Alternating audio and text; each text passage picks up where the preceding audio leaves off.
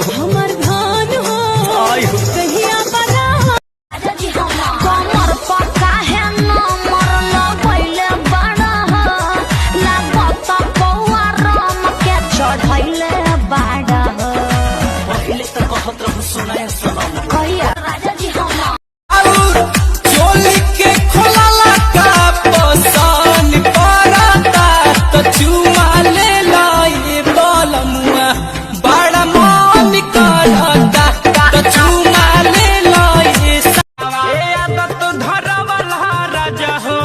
सूते के संगवा आहे राजा सूते के संगवा जनी जा बहरवा राजा हो जनी जा बहरवा कहतनी जे करी तबे सटे पंजरिया दे जाई आई दाढ़ी बनवा के चुमा डबल डबल राजा ले जाई आई ट्रेलर है राजा पूरा फिल्म बाकी बा एकरो से निमन तो अंदर के झाकी बा मौका मिलते ही हमको टच किया है छत पे सुता के यार सखी रे फटाफट किया है छत पे सुता के यार सखी रे फटाफट तहराना तनिको बुझाला बुझाला बुझाला सुनो महर देह बसेने पर भाला कि तुम पर रूहाला बोलो न पलनी बहुत लगैनी पहिला मुलाकात में तसला पीखी चली हलास सस के हमारे साथ में सखी के बारात भई जवान तू तो बुझेला न बने नहीं बुझेला मनवा के भावना के रहेला बहाराय गोरले सैया गिर जाता पानी मोरा लहंगा से कीरा मारी ओकरा जान ले गाइल छीन के ए भौजी पिया खेलावेला लइका सब दिन के मने राजा कने हाथे लगाई हिल पलंगिया तो बाबू जाके जाई बिया घर भर बोई हो आवा तरही पर होई हो रानी जाने न कोई हो आवा तरही पर होई हो रानी जाने न कोई हो कैसे आई कर्फ्यू वाला गन पूरा टाउन में दिल्ली में फंस गइल बानी हानि हो लॉकडाउन में बाहर में फंस गइल बानी रतिया में पी के आवे बल्ब बुझावे पांजा में धके हमके खूबे हिलावे भीतर से मन पानी आवे भतार जब सलेंसर छुआवे दहिया में आग लगावे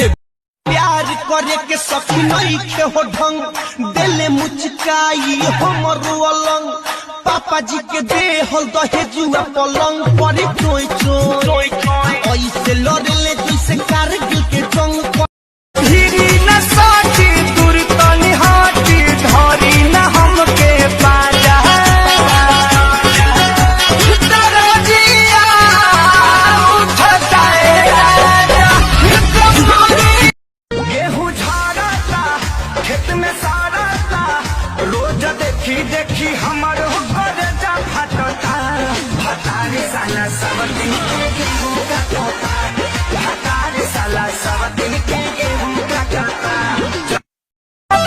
जब कइलो में देहिया के जरता तो बुझेला नखी सब बड़ी बरता तनी हमर की ओर तू दहका ना पिया चुअता तो हसे न लोगवा कंट्रोल में होई ऐसे उठाई बुझ दिला ऐसे उठाई बुझ दिला हंगामा पूरा हाल में होई ऐसा जबरे न धरया कबारे में अरे कंफ्यूज बारू का हो अरे ना गला वैले रहबू जाती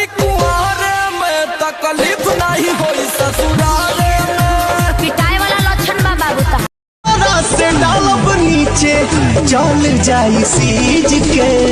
जाए दिन सैया सर्दी धोली हमरा चीज के,